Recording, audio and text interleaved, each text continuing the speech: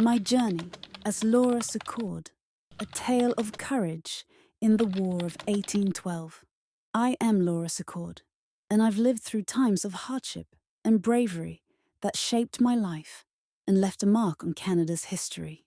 In this video, I'll share my story, starting with my early years, moving to the moment that made me famous during the War of 1812, and reflecting on how my actions became a symbol of courage. Let's step into my world and see how an ordinary woman became part of an extraordinary history. Brought to you by Super Simple Sheets. From coast to coast, worksheets that work. Discover the full range of what we offer at supersimplesheets.com. My early life and family. I was born Laura Ingersoll on September 13th, 1775, in Great Barrington, Massachusetts, to Thomas Ingersoll, a miller, and Elizabeth Dewey, who passed away when I was just 8 years old, leaving me to help raise my younger siblings in a bustling household. My father was a loyalist, loyal to the British Crown, and after the American Revolution, he moved our family to the Niagara region of Upper Canada in 1795, when I was 20, settling in Queenston, a small village of about 100 people near the Niagara River.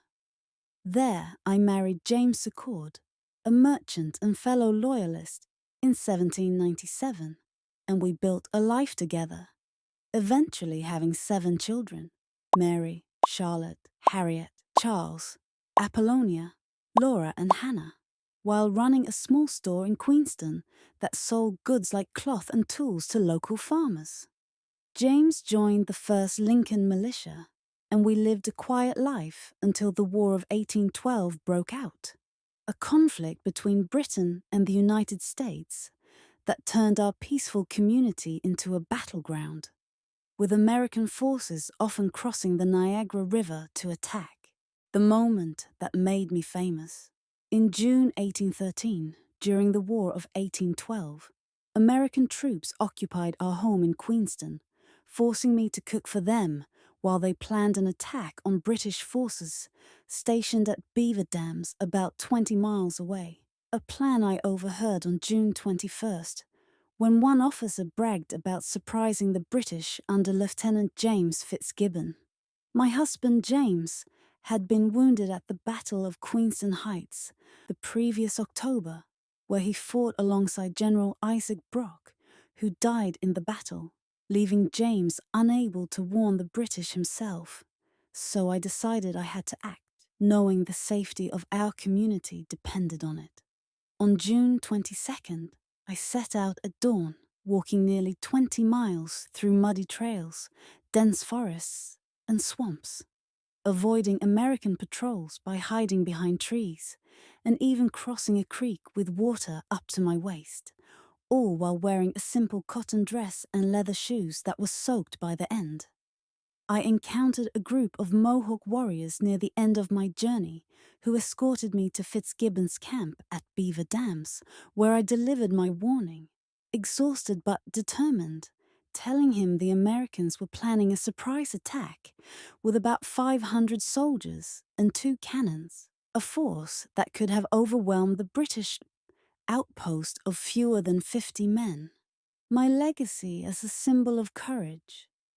My warning gave Lieutenant Fitzgibbon time to prepare, and on June 24th, 1813, British and Indigenous forces ambushed the Americans at the Battle of Beaver Dams, capturing over 400 soldiers and securing a key victory that helped protect Upper Canada from further invasion, a turning point in the Niagara campaign. I returned home to Queenston, but my story didn't become widely known until many years later, when in 1860, at the age of 85, I wrote a letter to a newspaper detailing my journey, prompted by a visit from the Prince of Wales, who awarded me £100 for my bravery, a rare recognition for a woman of my time.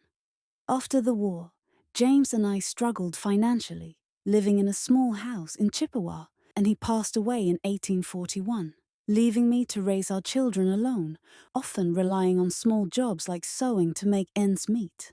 My fame grew after my death in 1868, And in 1913, a monument was erected at Lundy's Lane to honor my walk, while the Laura Secord Chocolates Company, founded in 1913, named itself after me, celebrating my legacy with a shop in Toronto that became famous for its sweets, a fitting tribute to a life of resilience and courage. A lasting memory. My journey from a young girl in Massachusetts to a heroine of the War of 1812 shows how one act of bravery can echo through history. I risked everything to protect my community, and that walk through the wilderness became a symbol of courage. Canada remembers me as more than just a name on a chocolate box. I'm a reminder of the strength found in ordinary people. Thanks for watching. Simplify your teaching journey with super simple sheets. Across Canada, we're known for our ready-to-use, curriculum-aligned worksheets.